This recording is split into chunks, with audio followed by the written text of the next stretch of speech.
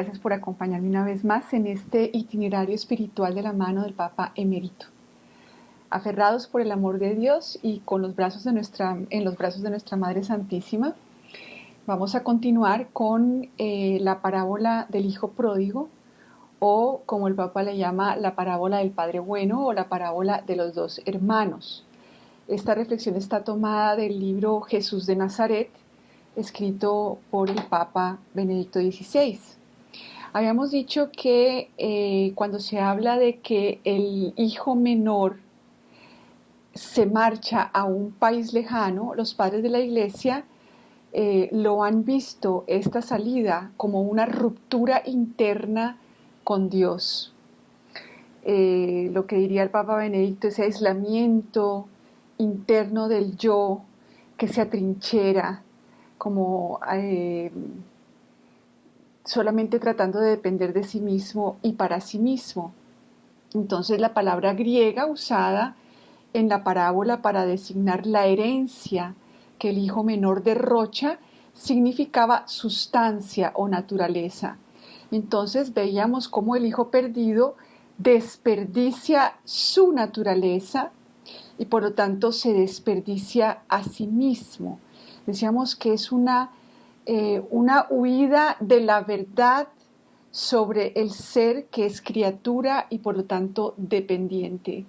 El hijo se aparta de esta verdad y busca una supuesta libertad y termina siendo esclavo de sí mismo y apacentando cerdos. Entonces veíamos que llega este momento de la conversión en donde él se da cuenta que está perdido y quiere regresar, y dentro de él mismo encuentra esa casa del Padre a la que puede regresar, y entonces lo hace. Y veíamos cómo el Padre, aun cuando todavía estaba lejos, el Hijo sale a su encuentro y lo reviste con el vestido de la gracia y con el vestido de hijo adoptivo. Entonces, pero, dice el Papa, ¿dónde está aquí en la parábola el puesto de Jesucristo? Entonces dice el Papa que Jesús, cuando dice esta parábola, está justificando su bondad para con los pecadores, su acogida de los pecadores. Entonces, con su actitud, Jesús se convierte en revelación viviente de quien Él ha llamado su Padre. La consideración del contexto histórico de la parábola delinea de por sí una cristología implícita. Su pasión y su resurrección han acentuado aún más este aspecto. ¿Cómo ha mostrado Dios su amor misericordioso por los pecadores? Haciendo morir a Cristo por nosotros, cuando todavía éramos pecadores. Dios sale a nuestro encuentro en Cristo. Romanos 5:8. Entonces Jesús no puede entrar en el marco narrativo de la parábola, en donde vemos que solamente está la figura del Padre, porque Él vive identificándose con el Padre Celestial, recalcando la actitud del Padre en su propia actitud. Entonces miremos, esto es muy importante porque la relación filial de Cristo con el Padre es la clave para entender el cristianismo. Hay una intimidad. Dios no es un ser autónomo como pensó Adán, que sería como él volviéndose autónomo, independiente, sino que en Dios hay esta unidad tan fuerte que Jesús ni siquiera se nombra en esta parábola, porque lo que se está manifestando a través de él es el amor del Padre mismo. Entonces vemos esta unidad fundamental que es muy contraria a la actitud que vamos a ver en el hijo menor. Entonces, Cristo resucitado está hoy en este punto en la misma situación que Jesús de Nazaret durante el tiempo de su ministerio en la tierra. Entonces Jesús justifica en esta parábola su comportamiento remitiéndolo al del Padre, identificándose con Él. Así, precisamente a través de la figura del Padre, Cristo aparece en el centro de esta parábola como la realización concreta del obrar paterno. No hay una dualidad en Dios o una separación de tres personas que tienen una identidad propia, sino su identidad está marcada por este elemento de relación, tanto que Cristo, su yo, desaparece en la parábola porque Él es manifestación de este obrar del Padre, este obrar misericordia del Padre. Este obrar misericordia es una persona, es Cristo mismo que es enviado por el Padre. Esto es muy, muy interesante porque digamos que en Occidente, la religiosidad occidental ve a Dios y al hombre como dos cosas diferentes. Al yo del hombre lo ve separado del yo de Dios y al yo de Dios separado del yo del hombre. Es decir, son dos cosas diferentes.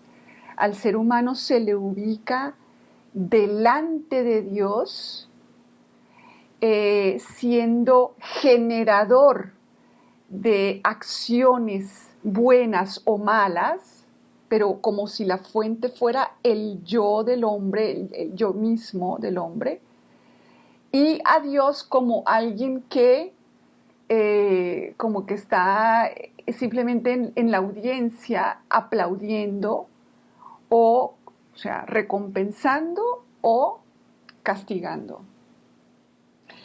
Entonces, este es el problema de nuestra religiosidad occidental. En cambio, la mística, o sea, los místicos de toda la historia, siempre han visto al yo del hombre en Dios y a Dios en el hombre.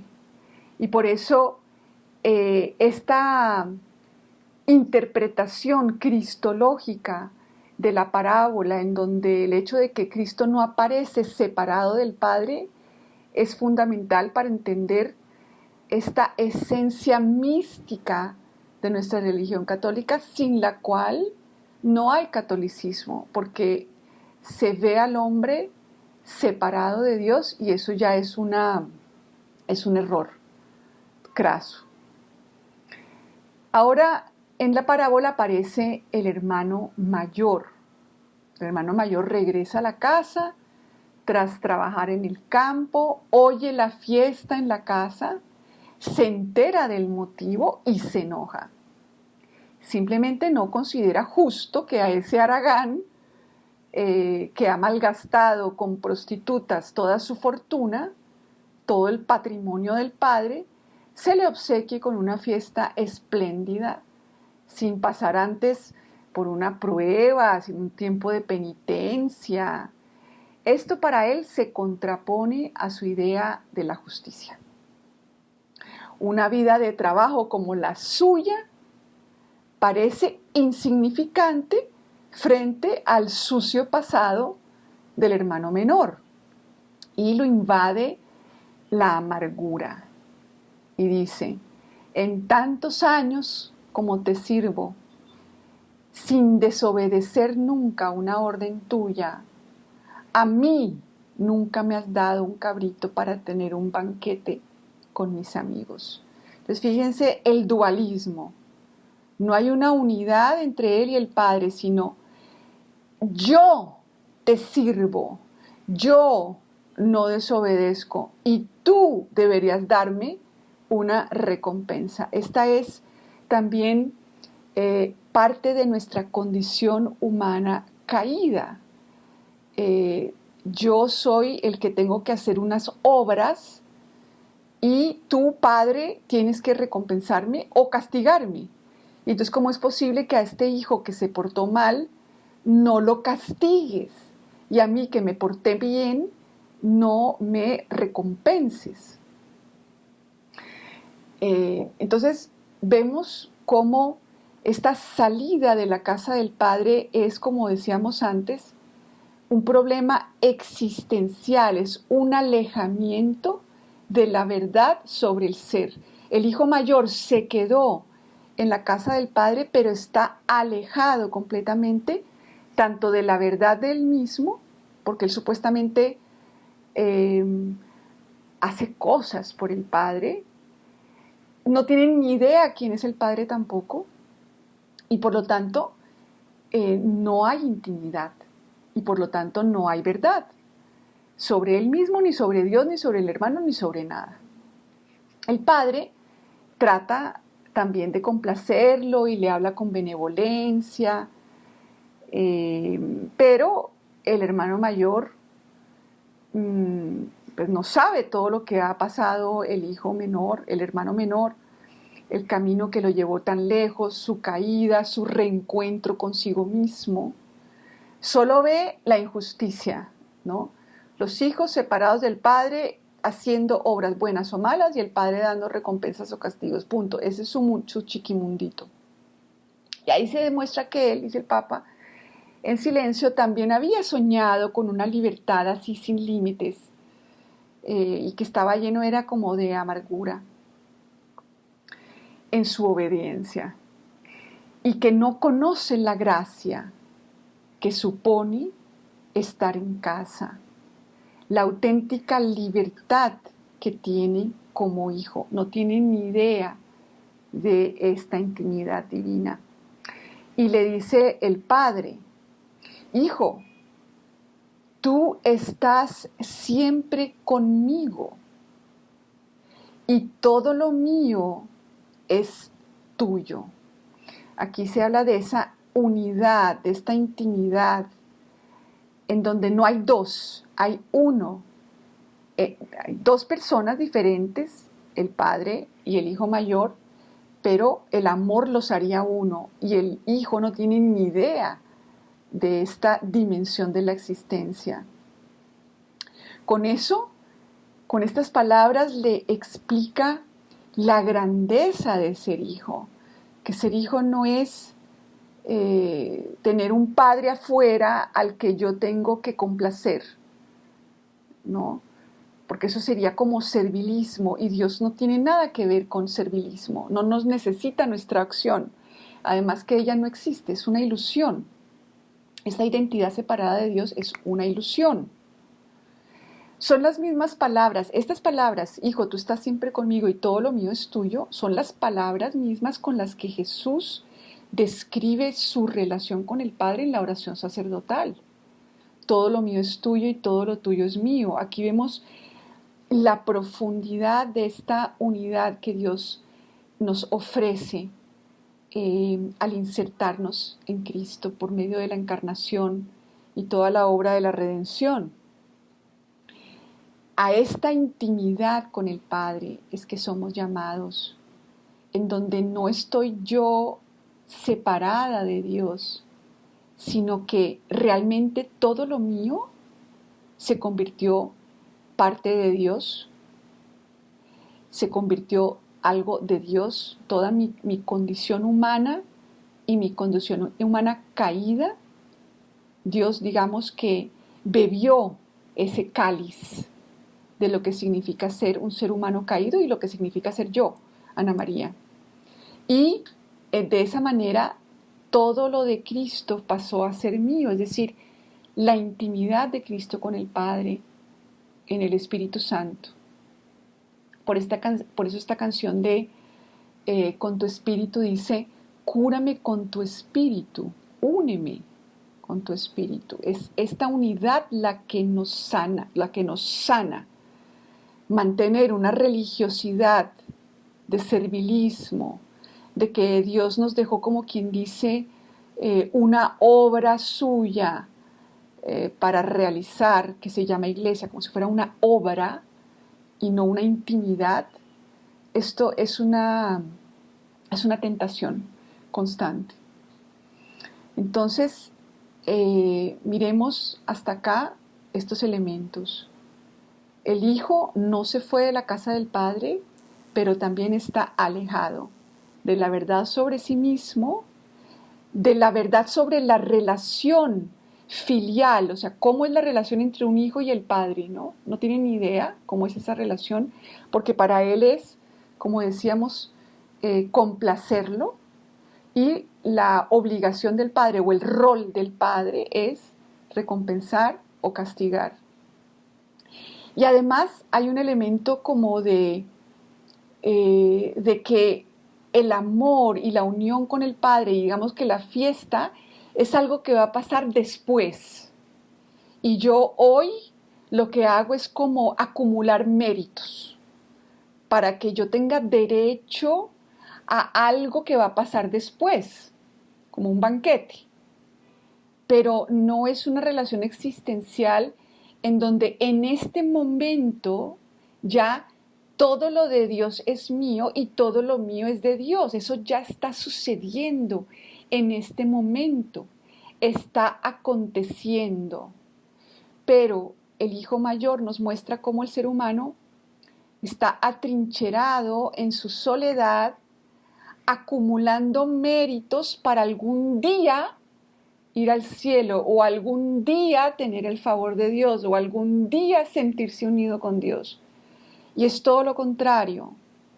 Por medio de la encarnación, la crucifixión, la muerte y la resurrección de Cristo, ya en este instante todo lo mío es tuyo y todo lo tuyo es mío.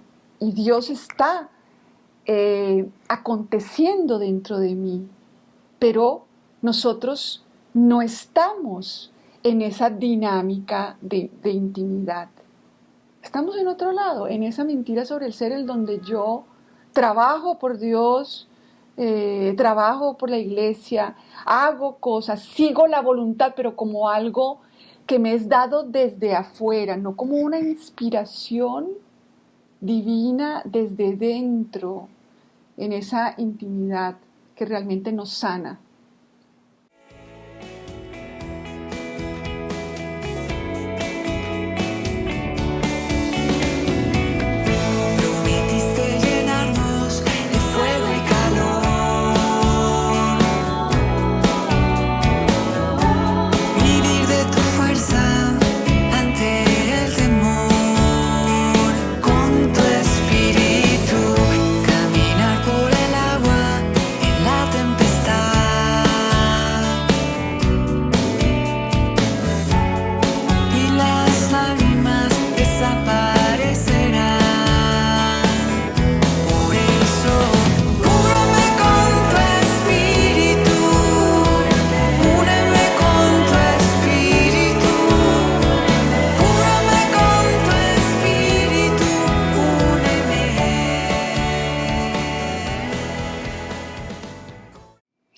En este momento, después de que le dice esas palabras tan maravillosas al Hijo, en donde está revelando realmente lo que es una relación filial con el Dios verdadero, este Padre, que es puro derroche de amor y misericordia, Jesús está hablando al corazón de los fariseos y de los letrados que murmuraban y se indignaban de su bondad con los pecadores.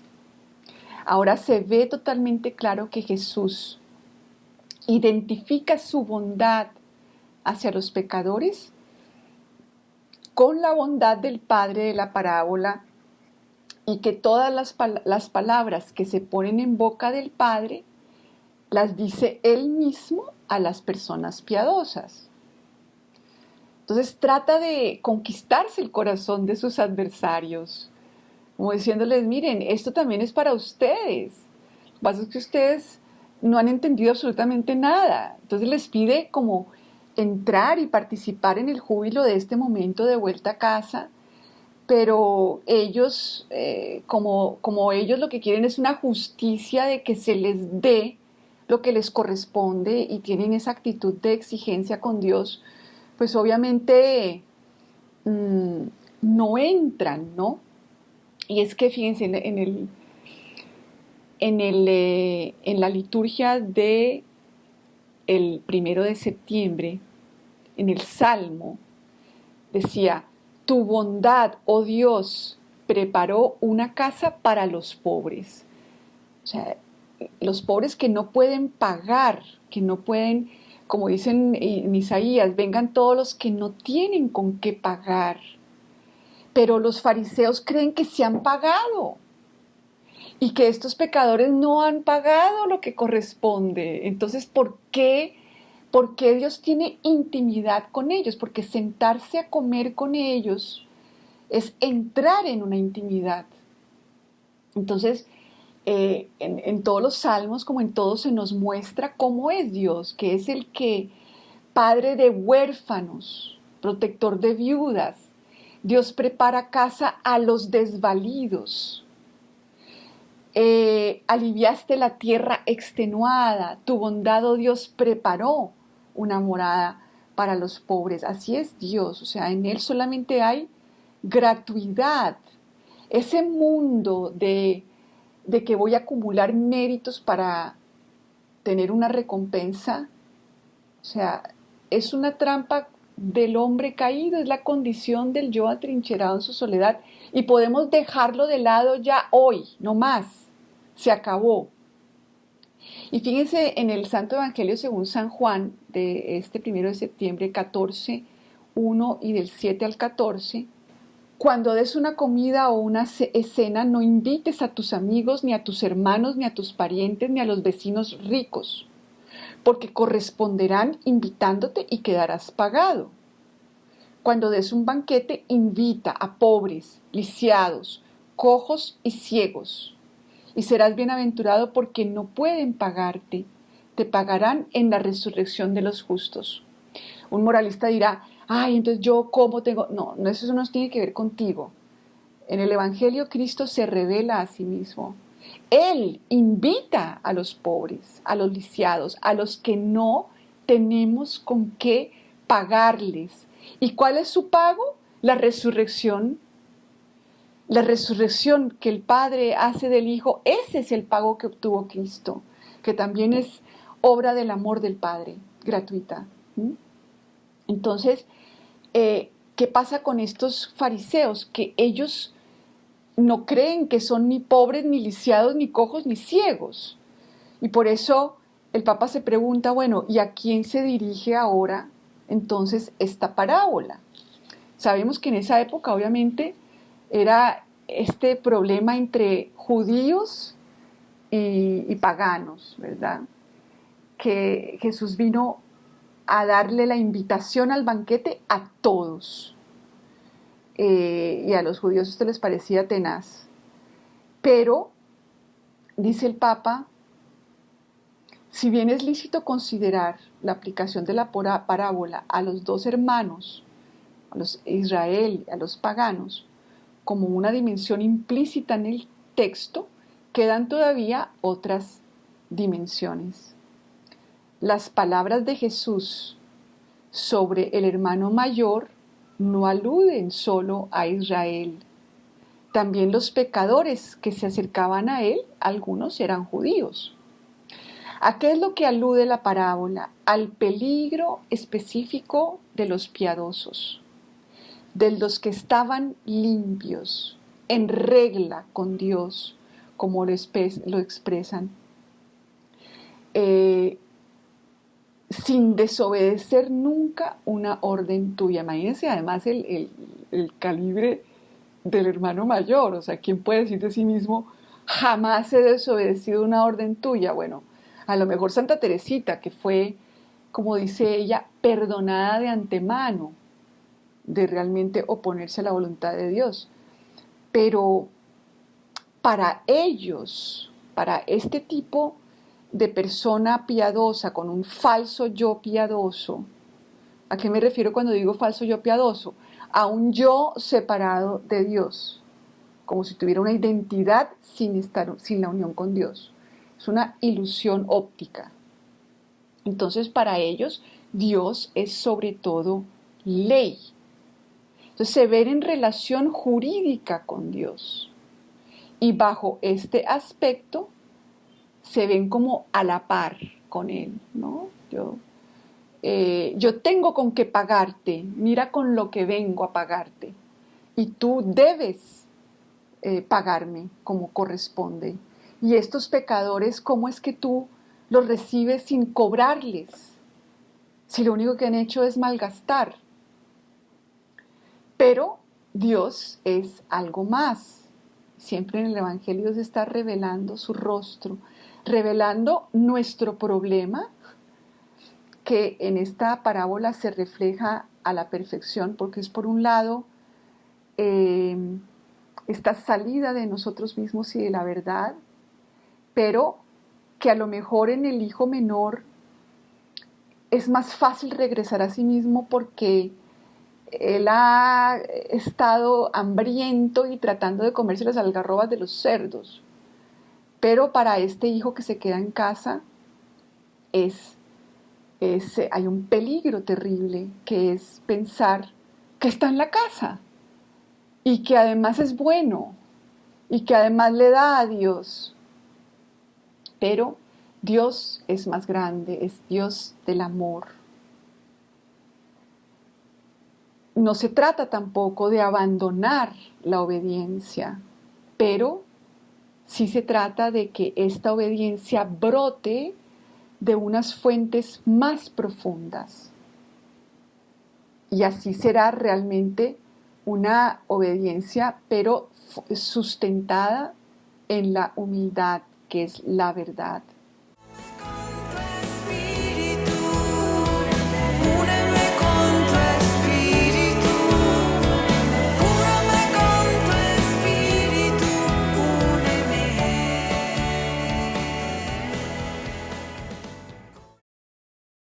No hay recetas, la única receta es desenciérrate, desencierra tu experiencia. Dios ya está presente y actuante. Y en todo lo que tú experimentas de esas dificultades en las relaciones humanas, esa separación, esa falta de intimidad con Dios, con los demás y con nosotros mismos, eso ya está lleno de Dios mismo. Entonces, ni lo que nos separaba ahora es un obstáculo, al revés. Desde esos lugares en donde nos parece que hay un vacío de Dios, un vacío de buena relación con los demás o de una buena relación de los demás consigo mismos y con Dios, Cristo está venciendo eso conmigo y en mí. No tengo que tener miedo de nada. Papa dice que el ser humano es tanto, ¿cómo es?